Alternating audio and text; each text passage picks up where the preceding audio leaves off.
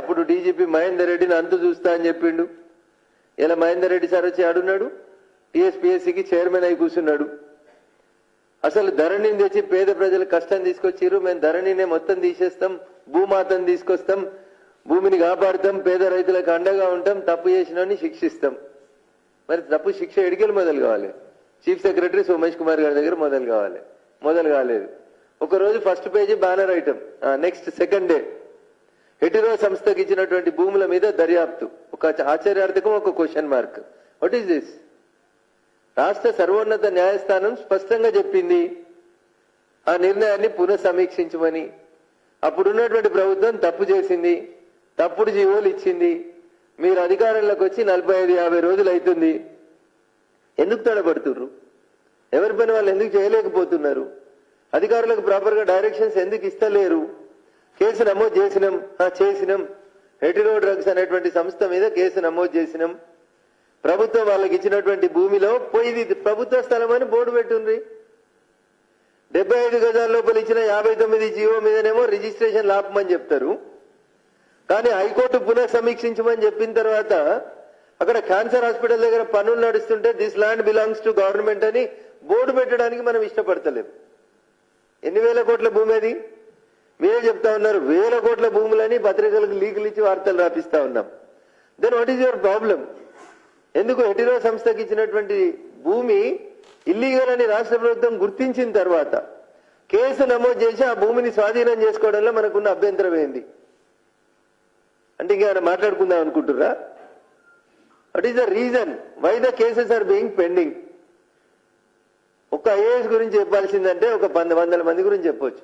సోమేష్ కుమార్ గారు అంతే, రజత్ కుమార్ అయితే మీరు బాగా చెప్పిన కాళేశ్వరంలో ఇంజనీరింగ్ చీఫ్ గా ప్రత్యేక అధికారిగా ఉన్నాడు, బిడ్డ పెళ్లి చేసిండు, తాది కృష్ణ వాళ్ళ బిల్లు కట్టిరు, బిల్లు కట్టినోడు company contractor. Then where is the action? ఒక్క బ్యూరోక్రాట్ మీద కూడా యాక్షన్ ఎందుకు లేదు? రఘునందన్ రావు ఏ టోన్ లో మాట్లాడిండో అప్పుడు రేవంత్ రెడ్డి గారు కూడా అదే టోన్ లో మాట్లాడిండ్రు. ఏం చెప్పారు? బీహార్ బ్యాచ్ అంతా దోసుకపోతుంది అన్నారు. Then where is the action? Bihar road మీద లేదు, ఆంధ్ర రోడ్ మీద లేదు, తెలంగాణ లేదు, దొంగల మీద ఎవరి మీద యాక్షన్ ఎందుకు లేదు? ఇది భారతీయ జనతా పార్టీ అడుగుతున్నటువంటి ప్రశ్న. కేసు నమోదు చేయడానికి మీకు ఎంత సమయం కావాలి? ఎందుకు వీళ్ళందరూ? రజత్ కుమార్ అట్లే ఉన్నాడు, సోమేష్ కుమార్ అట్లే ఉన్నాడు. ఇంకా దారుణం ఏంటంటే అరవింద్ కుమార్ గారు. ఏమైంది ఓఆర్ఆర్ మీద రేవంత్ రెడ్డి గారు? మీకు నాకు ఇద్దరికి లీగల్ నోటీస్ ఇచ్చింది కదా, ఇదే అరవింద్ కుమార్ అనే సారు. ఓఆర్ఆర్ లో టోల్ గేట్ లో అవకతవకలు జరిగినాయంటే 1000 కోట్లకి నోటీస్ ఇచ్చింది కదా. So what is the action this government has initiated on ORR? ఉత్త అరవింద్ కుమార్ గారిని అక్కడి నుంచి ట్రాన్స్ఫర్ చేసేసినాం, అయిపోయిందా? చేతులు దులిపేసిరా? సోమేష్ కుమార్ గారు, రజత్ కుమార్ గారు, అరవింద్ కుమార్ గారు, రిటైర్డ్ అయిపోయిన వెంకటరామరెడ్డి సారు రింగ్ రోడ్ వంకలు తిప్పుతారు, రింగ్ రోడ్ టోల్ గేట్లు అమ్ముకుంటారు, నియో పోలీస్ పక్కన 100 కోట్లకి ఎకరంగా ఉంటారు. మీరు బ్యూరోక్రాట్లా ఇంకా బందిపోట్లా? ఏడికెళ్ళి వస్తున్నాయి మీకు ఈ పైసలన్నీ? ఏం చేస్తారు వీళ్ళంతా? ఒక ఆయన రిటైర్డ్ అయ్యి కాలు మొక్కి కలెక్టర్ పోయి ఎమ్మెల్సీ అవుతాడు, ఇంకొక ఆయన రిటైర్డ్ అయ్యి కాలు మొక్కి చీఫ్ సెక్రటరీగా రిటైర్డ్ అయిన పోయి ప్రత్యేక సలహాదారుడు అవుతాడు. ఒకవేళ కాంగ్రెస్ బీఆర్ఎస్ మధ్యలో ఏం సంబంధం లేకపోతే, బీఆర్ఎస్ ప్రభుత్వం అధికారంలో ఉన్నప్పుడు తప్పు చేసిన బ్యూరోక్రాట్లు వాళ్ళు తీసుకుపోయి ఎవరికైతే పంచినని మనం అలిగేషన్ చేసినామో, కేసీఆర్ కుటుంబానికి ఈ అక్రమాలలో వాటాలున్నాయని చెప్పినామో, వాటి అన్నింట్లో అసలు విచారణ మొదలు కాకపోతే తెలంగాణ సమాజం ఏమనుకుంటుందంటే కాంగ్రెస్ బీఆర్ఎస్ రెండు కూడా ఒక నాణ్యానికి బొమ్మ బొరుసులాగా ప్రవర్తిస్తున్నాయి అనుకుంటున్నారు.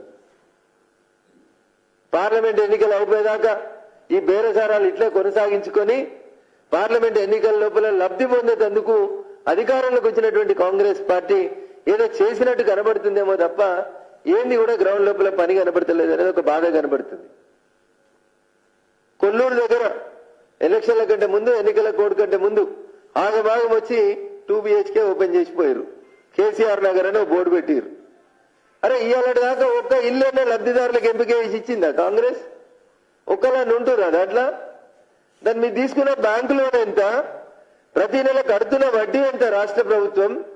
పేదోళ్ళు గుడిసెలు ఉంటున్న వాళ్ళని తీసుకుపోయి కట్టిన ఇళ్ళకి ఏడాదికోసారి 5 సార్లు రంగులేసిరు. ఆ బిల్డింగ్లకి రంగులేసిన బిల్డింగ్లకి ఇంకో 2000 ఇళ్లు కొత్తవి తయారవుతాయి.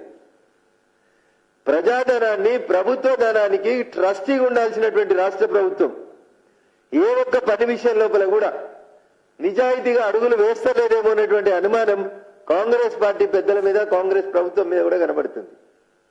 మాటలేమో బాగా చెప్తా ఉన్నారు, రేపే వీళ్ళ మీద యాక్షన్ జరుగుతుంది, ఎల్లుండే వాళ్ళు జైలుకు పోతారు, కాళేశ్వరం అయిపోయింది అని చెప్పారు.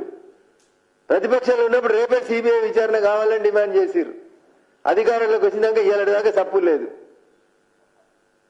చాలా మంది టీఆర్ఎస్ ఎమ్మెల్యేల మీద మీరు అవినీతి ఆరోపణలు చేసిరు. ఒకరి మీద కేసు నమోదైందా? ఒకరి మీద యాక్షన్ స్టార్ట్ అయిందా? ఎప్పుడు పడుతుంది? మీ తొలి అడుగు ఎప్పుడు పడుతుంది? మీకు ఈ బ్యూరోక్రాట్ల మీద కేసు నమోదు చేయడంలో మీకున్నటువంటి ఇబ్బందులు ఏంది? నేను ఒక మాట అడుగుతున్నా రేవంత్ రెడ్డి గారిని మీ ద్వారా. చాలాసార్లు చెప్తారు రేవంత్ రెడ్డి గారు, రేవంత్ రెడ్డి అంటేనే రియల్ ఎస్టేట్, రియల్ ఎస్టేట్ అంటేనే రేవంత్ రెడ్డి,